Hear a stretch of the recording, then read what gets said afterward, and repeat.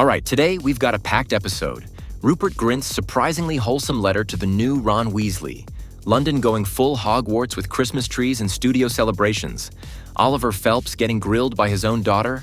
Afshan Azad returning to the wizarding world for Wizards of Baking. And why the 15th anniversary of Deathly Hallows Part 1 actually matters for the whole saga. If you enjoy this kind of breakdown, hit the like button early. It helps a ton. And let's jump straight in. Rupert Grint opening up about writing a letter to Alastair Stout, the new Ron Weasley, is honestly one of the most emotionally honest things we've gotten from the original cast in years. You can immediately feel how surreal this moment is for him. He's not doing it for PR. He's not trying to insert himself into the reboot. He's literally just a guy who grew up with a character and wants the next kid to have the same joy he did. Rupert describes it as passing the baton. But the way he says it, you feel like he's still processing what that actually means. He says, "I wrote him a letter before they started, passing the baton as it were. It was really just wishing him all the best with it."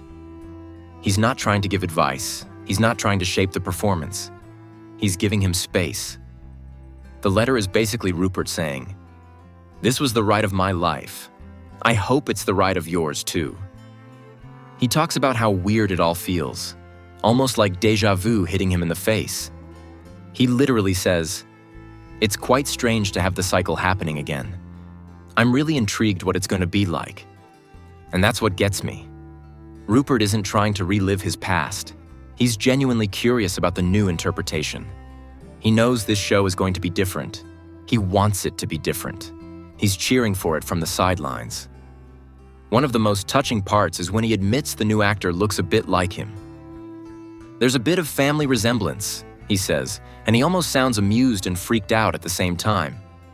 Imagine being 11 years old and watching a kid who looks vaguely like a younger version of you putting on your school robes for the first time. That's the level of surreal he's talking about. He also talks about how stepping into the world at 11 years old changed everything for him. He says it was like stepping into the books, and that he still remembers every second of being cast. When the reboot cast was announced, it transported him right back to that moment. And even though he's 37 now with kids of his own, you can tell that Ron Weasley is still stitched into his identity in a way he's embraced, not resisted. He says, "I'll never quite step out of his shadow, but I'm fine with that." That line is so important. Rupert is one of the few people from the original trio who has openly said he's at peace with the shadow of those films. Not trapped by it, not resentful, just grateful. He loves meeting people who grew up with him. He loves that Ron means something to them. He loves that the story is finding new generations. And when he says he hopes Stout has the same experience, he's not talking about fame or money or career. He's talking about joy, friendship, the weird little family that forms when you film something that sticks with the entire planet. Daniel Radcliffe did something similar with Dominic McLaughlin, the new Harry. But Daniel had that emotional dad mode reaction like, "They look so young, I just want to hug them." Rupert's energy is different. It's warm, grounded, almost protective. And then he casually drops that he's probably more of a Hufflepuff now than a Gryffindor. Which makes sense because writing letters to reassure nervous child actors is peak Hufflepuff energy. This moment, the letter, is one of the biggest emotional touchpoints we've had in the lead-up to the HBO series. And honestly, it sets the perfect tone for what the remake should be. Familiar, but not nostalgic to the point of stagnation. London is basically doing a speed run of turning into a wizarding winter wonderland this year. And if you're anywhere near King's Cross, you cannot miss the new Christmas installation. They put up a 31-foot Harry Potter Christmas tree right by platform 9 3/4. Scarlets and golds everywhere. Full Gryffindor energy. About 800 baubles. Hogwarts letters spiraling around the branches, and an owl perched on top. Hedwig is basically supervising Christmas now. The base of the tree is built like mini Hogsmeade and Diagon Alley. You can't enter the little shops, but they look real enough that you'll want to. And there's an actual Honeydukes kiosk selling chocolate frogs, butterbeer cookies, bottled butterbeer, and Bertie Bott's every flavor beans. Some London outlets loved it. Some called it tacky and cringy. Honestly, both are true. It's clearly commercial, but it's also a giant wizard Christmas tree next to the place where kids line up every day to pose with the luggage trolley. If you're expecting subtlety, you're in the wrong fandom. And it's not just King's Cross. Warner Brothers Studio Tour London is doing its annual Hogwarts in the Snow event. This year, they're pushing the Yule Ball theme hard.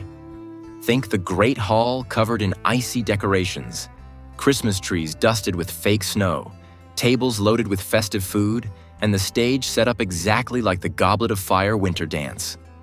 You also get the Gryffindor and Slytherin common rooms decorated the way they were for the movie Christmas scenes. Snow in the Forbidden Forest, a snowy Diagon Alley, and a Christmas shop fully stocked with limited merch. They even explain how the film crew created snow that doesn't melt. 3 different materials, each used for a different purpose depending on whether someone had to walk on it or whether the camera needed that crunchy sound effect. This year, they're also spotlighting Hagrid's animatronic head, showing how the half-giant performances were done, including the iconic moment where Hagrid drags that huge Christmas tree across the grounds. And if you want to go full treat yourself, you can book dinner in the Great Hall, an actual sit-down festive meal under the Yule Ball decorations, followed by dessert on platform 9 3/4. It's pricey, but hey, magical dinners aren't cheap. If you've ever done the studio tour during Christmas, tell me below. Is it worth the hype? And don't forget to like the video and subscribe. It really helps out.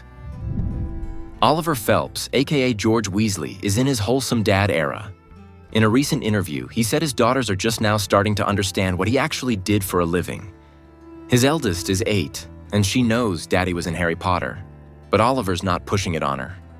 He wants her to discover it for herself. The funniest moment came from the youngest, who had a full meltdown of confusion on the Hogwarts Express ride at Universal Orlando. She looked at the screen, saw her dad flying around on a broomstick, looked at Oliver sitting next to her, and asked, "Dad, why are you there?" Honestly, this is the kind of multiverse madness no child is equipped to process. His kids also question why his hair used to be so red, which is hilarious considering the Weasley twins lived halfway between natural ginger and visual effects enhanced orange for years. Oliver said revisiting the films himself is still a bit weird. He cringes at his younger voice and hates watching the early movies because it's all so high-pitched. But he admits the Quidditch World Cup scene remains one of his top memories. The atmosphere, the energy, the chaos. The director even told them to act like football fans, and apparently the twins went way too far and had to tone down the language. He also cherishes the moment the Weasleys first appear on platform 9 3/4, even though watching it now makes him wince. But that was his first time on screen ever. For him, it's a time capsule.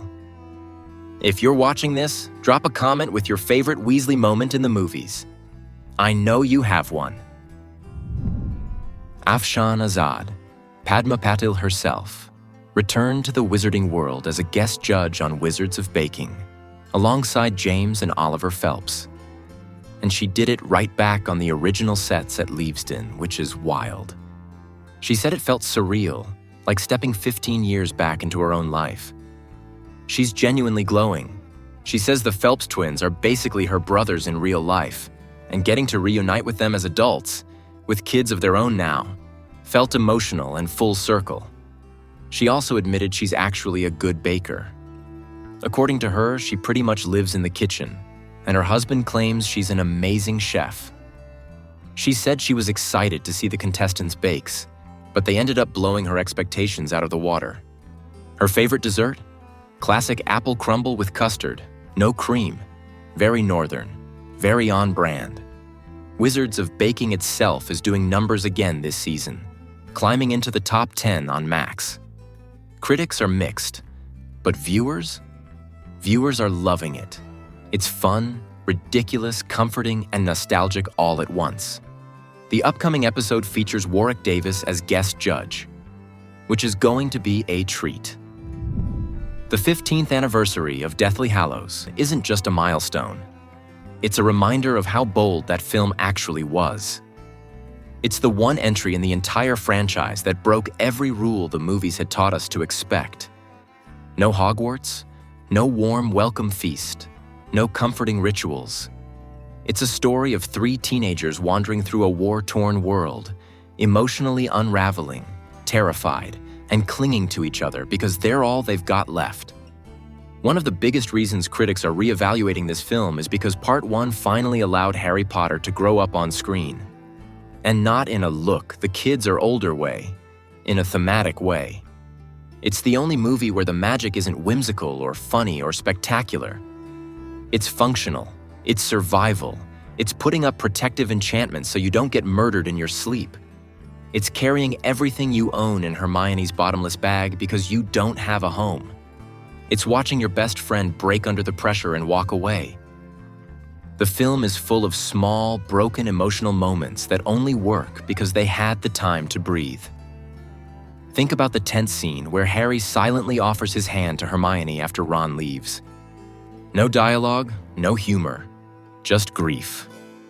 That would never exist in a rushed 2-hour finale. But the centerpiece, and what critics are arguing deserves an entire episode in the HBO reboot, is the tale of the three brothers. This sequence is one of the most visually creative moments in the entire franchise. It's animated like a twisted, moving shadow puppet fairy tale. It feels old, dangerous, and mythic in a way Harry Potter rarely allows itself to be. It introduces not just the Deathly Hallows, but the cosmic weight behind them. And even though it's beautifully done, it's also incredibly short. Hermione reads the story. The animation plays. Everyone nods like, wow, spooky. And that's it. The world moves on. But the story is so much bigger than that. This tale is essentially the backbone of the entire finale. The three brothers aren't just characters in a folk story. They are prototypes, archetypes, reflections of the choices every major character in the series must make. Power, resurrection, vanishing from death itself.